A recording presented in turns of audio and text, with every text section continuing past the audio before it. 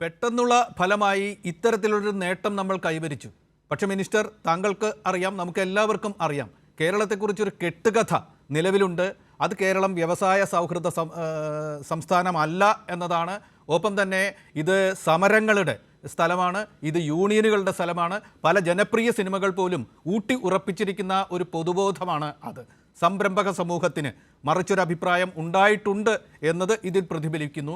പക്ഷേ പൊതുമണ്ഡലത്തിൽ കേരളത്തെക്കുറിച്ചുള്ള ഈ മിഥ്യ ഇത് തകർന്നു വീഴാൻ മാത്രം ശക്തമാണ് ഈ അവാർഡ് എന്ന് താങ്കൾ കരുതുന്നുണ്ടോ? കേരളത്തോട് ഈ അവാർഡ് മുൻനിർത്തി, ഈ കെട്ടുകഥ മുൻനിർത്തി എന്താണ് ഇപ്പോൾ പറയാനുള്ളത് മിനിസ്റ്റർ? ഇതോടുകൂടി നമ്മുടെ ദൗത്യം പൂർത്തീകരിച്ചു എന്നേ കാണാൻ പാടില്ല. യഥാർത്ഥത്തിൽ ഞങ്ങൾ ഒന്നിലേക്ക് എത്താനുള്ള നല്ല ശ്രമം ഉണ്ടായിരുന്നെങ്കിലും മറ്റ് സംസ്ഥാനങ്ങളും വളരെ ശക്തമാണല്ലോ. അതുകൊണ്ട് എത്രമാത്രം നമ്മൾ എത്തുമെന്ന് ഞങ്ങൾ ഉറപ്പിച്ചല്ല നിന്നിരുന്നത്. നമ്മുടെ ശ്രമമെല്ലാം നടത്തിയിരുന്നു. പക്ഷേ റാങ്കിങ് വരുന്നത് മറ്റ് സംസ്ഥാനങ്ങളൊക്കെ താരതമ്യം ചെയ്തുകൊണ്ടാണ്. നമ്മളിപ്പോൾ അതിൽ മുന്നോട്ട് വന്നിരിക്കുന്നു. ഇനി ഇത് നിലനിർത്തുക പ്രധാനമാണ്. ഒപ്പം തന്നെ ഈ നമുക്ക് കിട്ടിയ മികവ്, ആ മികവിനെ ഉപയോഗിച്ചുകൊണ്ട് നമുക്ക് എത്രമാത്രം ഇൻവെസ്റ്റ്മെന്റ് കൊണ്ടുവരാൻ കഴിയും, എത്രമാത്രം നിക്ഷേപം കൊണ്ടുവരാൻ കഴിയും. ഞങ്ങൾ ആദ്യം തന്നെ തീരുമാനിച്ചിരുന്നത് ഒരു ഗ്ലോബൽ ഇൻവെസ്റ്റേഴ്സ് മീറ്റ് എടുത്തുചാടി നടത്തേണ്ടതില്ല. ഒരു 3 വർഷം കഴിഞ്ഞിട്ട് മതി അത്തരത്തിൽ പരിപാടി. അതിന് മുൻപുള്ള എല്ലാ തയ്യാറെടുപ്പുകളും നമ്മൾ നടത്തണം. നേരത്തെ പറഞ്ഞ തയ്യാറെടുപ്പുകൾ. ഇതുകൂടാതെ നമ്മുടെ പോളിസി വന്നു, industrial policy, nature people industry, ആ പോളിസി വന്നു. അതിന്റെ തുടർച്ചയായിട്ട് ലോജിസ്റ്റിക് പോളിസി വന്നു. ഇനി മറ്റു പോളിസികൾ കൂടി, സബ് പോളിസി വരുന്നു, ഫ്രെയിം വർക്ക് വരുന്നു. നമ്മുടെ കോൺക്ലേവ് കഴിഞ്ഞു, ജനറേറ്റീവ് AI കോൺക്ലേവ്, റോബോട്ടിക്സിന്റെ റൗണ്ട് ടേബിൾ കഴിഞ്ഞു, ഫുഡ് പ്രോസസിംഗ് ഇൻഡസ്ട്രീസിന്റെ റൗണ്ട് ടേബിൾ കഴിഞ്ഞു, മാരിടൈം ലോജിസ്റ്റിക് പാർക്കിന്റെ റൗണ്ട് ടേബിൾ കഴിഞ്ഞു. ഇനിയിപ്പോ തിരുവനന്തപുരത്ത് തന്നെ ലൈഫ് സയൻസിന്റെ റൗണ്ട് ടേബിൾ വരുന്നുണ്ട്. അങ്ങനെ 12 റൗണ്ട് ടേബിളുകൾ. ചെന്നൈയിൽ നമ്മുടെ റോഡ് ഷോ കഴിഞ്ഞു. ഇനിയിപ്പോ ബാംഗ്ലൂർ 19 റോഡ് ഷോ ഉണ്ട്. ഡൽഹി, മുംബൈ കഴിഞ്ഞാൽ, വിദേശത്ത് കൂടി കഴിഞ്ഞാൽ ഫെബ്രുവരി 21, 22 നമ്മുടെ നിക്ഷേപ സംഗമമാണ്. അപ്പൊ അതിൽ പൊതുബോധത്തിലേക്ക് കൂടി കുറെ വരണം. അതിൽ പ്രധാനപ്പെട്ടത് ഇപ്പൊ ഇവിടെ പെട്ടിക്കടയുള്ളൂ, ഇവിടെ അല്ലെങ്കിൽ ബാർബർ ഷാപ്പുള്ളൂ, ഇത് രജിസ്റ്റർ ചെയ്തിട്ടാണ് പുതിയ സംരംഭം വന്നത് എന്നൊക്കെ പറയുന്ന പല പ്രചാരകരും നേരത്തെ വന്നിരുന്നു. ഇപ്പൊ ഞങ്ങളെ തന്നെ കൃത്യമായിട്ടുള്ള മാപ്പിംഗ് നടത്തിയിട്ടുണ്ട്. കാസർഗോഡ് ജില്ലയിൽ ഒരു ദിവസം ഞാൻ 13 കമ്പനികൾ ഉദ്ഘാടനം ചെയ്തു. അതിൽ രണ്ടെണ്ണം കേരളത്തിന് പുറത്തുള്ള സംരംഭകരുടേതാണ്, ഒരെണ്ണം ഗുജറാത്തിൽ നിന്ന് വന്നവരാണ്. അവരാണ് വന്ദേ ഭാരതിന്റെ ഫ്ലോറിംഗ് എല്ലാം നടത്തുന്ന, ആ സംവിധാനങ്ങൾ ഉണ്ടാക്കുന്ന കമ്പനിയാണ്. അവരിപ്പോ 450 കോടി വീണ്ടും അവിടെ മുടക്കുകയാണ്. അപ്പൊ നമ്മുടെ വ്യവസായ ഭൂപടത്തിൽ ഇടമില്ലാതിരുന്ന കാസർഗോഡ് ഇപ്പൊ ഒരു 1000 കോടിയുടെ പുതിയ നിക്ഷേപം വരികയാണ്. ഇടുക്കിയിലാണ് വിപ്രോയുടെ ഫുഡ് പ്രോസസിംഗ് പാർക്ക് പ്രവർത്തിക്കുന്നത്.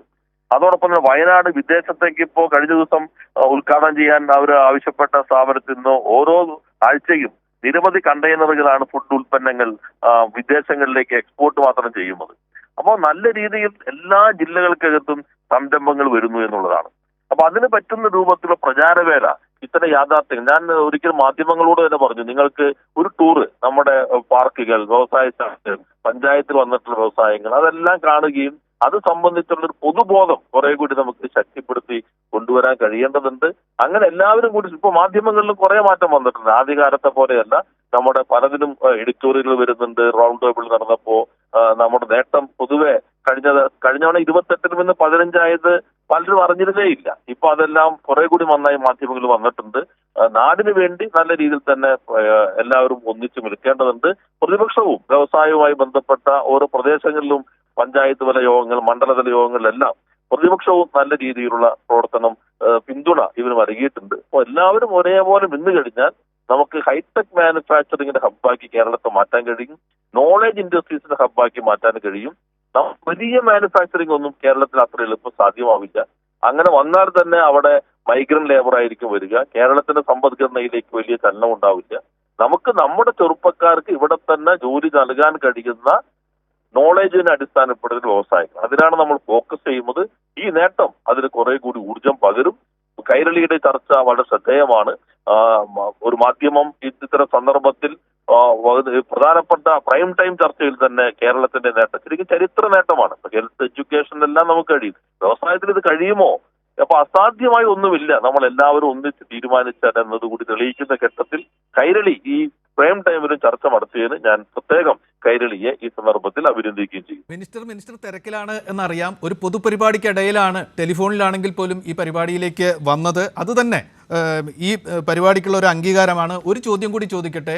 മുൻ വ്യവസായ മന്ത്രിയായ ശ്രീ PK കുഞ്ഞാലിക്കുട്ടി അദ്ദേഹം ഒരു അഭിപ്രായം പറഞ്ഞിട്ടുണ്ട്. ഇത് മുൻ സർക്കാർ, കഴിഞ്ഞ സർക്കാരല്ല, മുൻ UDF സർക്കാർ കൂടി ഇട്ട ഒരു അടിത്തറയ്ക്ക് മേൽ അതിൻ്റെ ഒരു തുടർനേട്ടം എന്ന നിലയ്ക്കാണ് കേരളത്തിന് ഇത് അച്ചീവ് ചെയ്യാൻ കഴിഞ്ഞത് എന്നൊരു അഭിപ്രായം അദ്ദേഹം പറഞ്ഞു. താങ്കൾ പറഞ്ഞു പ്രതിപക്ഷം പ്രാദേശിക തലത്തിലൊക്കെ സഹകരിക്കുന്നുണ്ട്. ആ സഹകരണത്തിൻ്റെ കൂടി ഫലമായിട്ടാണ് ഇത് നേടാനായത് എന്ന് താങ്കൾ പറയുകയുണ്ടായി. കുഞ്ഞാലിക്കുട്ടിയുടെ ഈ അഭിപ്രായത്തോട് എന്താണ് പ്രതികരണം? അദ്ദേഹം പറഞ്ഞ വളരെ ഇതിനെ അംഗീകരിച്ചുള്ള അഭിപ്രായമാണല്ലോ അദ്ദേഹം പറഞ്ഞിട്ടുള്ളത്. വളരെ പോസിറ്റീവായിട്ടുള്ള അഭിപ്രായമാണ്. നമ്മളിപ്പോ ഏതെങ്കിലും ഇന്നത്തെ മാത്രം ഒരു അവകാശം അല്ല, നമ്മളൊരു തുടർച്ചയുടെ ഭാഗമായി തന്നെയാണ്. എന്നാൽ ഒരു പ്രിസംഷൻ ഉണ്ടായിരുന്നു. ആ പ്രിസംഷൻ കളയുക എന്നാണ് പ്രധാനം. ഞാൻ ആദ്യം ഒരു CBM ആണ് ഞങ്ങൾ ആദ്യം എടുത്തത്, കോൺഫിഡൻസ് ബിൽഡിംഗ് മെഷീൻ. അതിലേക്ക് എത്തുക, സംരംഭക സമൂഹത്തെ ആ ആത്മവിശ്വാസത്തിലേക്ക് എത്തിക്കുക, അതിനാവശ്യമായിട്ടുള്ള മാറ്റങ്ങൾ വരുത്തുക. അതിൽ ഞങ്ങൾ 24/7 എന്ന നിലയിൽ ഈ ഗവൺമെന്റ് പ്രവർത്തിച്ചു. മറ്റെല്ലാ ഗവൺമെന്റുകളും ഏറ്റക്കുറച്ചിലോടുകൂടി തന്നെ സംഭാവന ചെയ്തിട്ടുണ്ട്. അവരുടെ എല്ലാവരുടെയും നമ്മുടെ നാടിന് മൊത്തം അവകാശപ്പെട്ടതാണ്, അല്ലാതെ ഏതെങ്കിലും വകുപ്പിന് ഏതെങ്കിലും ഗവൺമെന്റിന് മാത്രമല്ല, നമ്മുടെ നാടിനാകെ അവകാശപ്പെട്ടതാണ്. അതേപോലെ തന്നെ നാട് ഒന്നിച്ച് മുന്നോട്ട് പോയി കഴിഞ്ഞാൽ നമുക്ക് ഇനിയും വലിയ കുതിച്ചാട്ടം ഉണ്ടാക്കാൻ കഴിയും എന്നാണ് കണക്കാക്കുന്നത്. വളരെയധികം നന്ദി മിനിസ്റ്റർ. താങ്കളുടെ ഈ തിരക്കുള്ള ദിവസം ഈ ഒരു പരിപാടിക്ക് ഒരു പൊതുപരിപാടിയിൽ നിന്ന് ഇറങ്ങി നിന്ന് ഇതിൽ സംസാരിച്ചതിന് വളരെയധികം നന്ദി. വീണ്ടും കാണാം.